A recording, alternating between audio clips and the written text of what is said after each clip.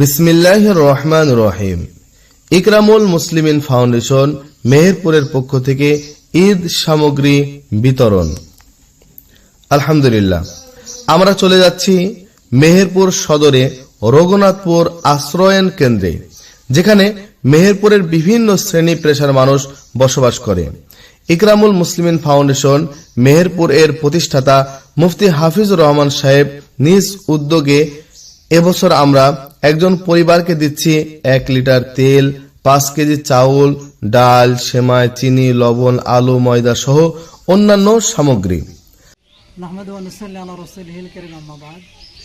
ইকরামুল মুসলিমিন ফাউন্ডেশনের উদ্যোগে আজকে ঈদ উল ফিতর উপলক্ষে ঈদ সামগ্রী বিতরণ। আমাদের মেহেরপুর জেলার রঘুনাথপুর গ্রামের পার্শ্ববর্তী আশ্রয়ন কেন্দ্রের এখানে 160 ঘর বসবাস করছে। এখানে আমরা আজকে আমাদের ইকরামুল মুসলিমিন ফাউন্ডেশনের পক্ষ থেকে 30 ঘর পরিবার অর্থাৎ 30টি পরিবারকে আমরা ঈদ সামগ্রী প্রদান করছি। আসলে মূলত ইসলামের যে দিক নির্দেশনা, ইসলামের যে মহান শিক্ষা হচ্ছে সহানুভূতি এবং সহনশীলতার শিক্ষা। গরিব অসহায় ব্যক্তিদের পাশে দাঁড়ানোটা ইসলামের একটি গুরুত্বপূর্ণ বিধান।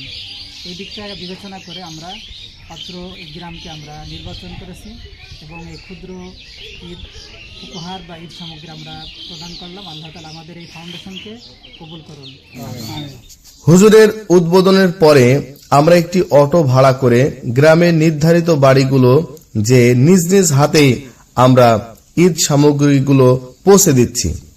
আমাদের সাথে ছিলেন ইকরামুল মুসলিমিন ফাউন্ডেশনের প্রতিষ্ঠাতা মুফতি হাফিজুর রহমান সাহেব, মুফতি তরিকুল ইসলাম সাহেব, হাফেজ নাহিদ ইসলাম, জনাব মনিরুল ইসলাম, জনাব মোহাম্মদ শামীম সাহেব ও মুফতি আব্দুর রাজ্জাক সহ সংগঠনের অন্যান্য দায়িত্বশীল। আলহামদুলিল্লাহ, 30টি পরিবারকে আমরা ঈদ সামগ্রী পৌঁছে দিলাম। খুব সুন্দরভাবে আমাদের কার্যক্রম শেষ হলো। আপনারা ইকরামুল মুসলিমিন ফাউন্ডেশনের জন্য দোয়া করবেন, আমরা যাতে ইসলামের প্রচারে, মানবতার সেবায়, দেশ ও উম্মার কল্যাণে অগ্রণী ভূমিকা রাখতে পারি। ভিডিওটি ভালো লাগলে শেয়ার করবেন। সাথে থাকার জন্য ধন্যবাদ।